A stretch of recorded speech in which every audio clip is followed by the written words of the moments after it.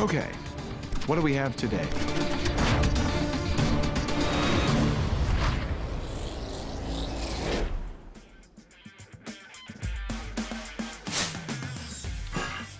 Voltage arcs are cool if you're designing a reactor to power a flying suit of armor, but they're not ideal if you need to de-energize equipment on a factory floor or other industrial setting.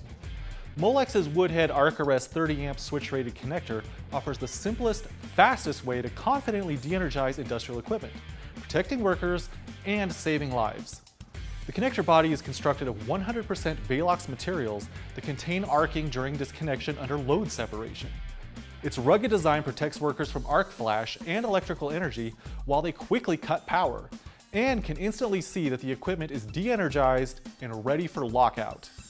The silver alloy contacts are furnace brazed for superior flatness and position accuracy compared to traditional flame brazing. Velox also offers improved dimensional stability over nylon-based connectors for a longer service life, and the connectors are laser labeled for permanency.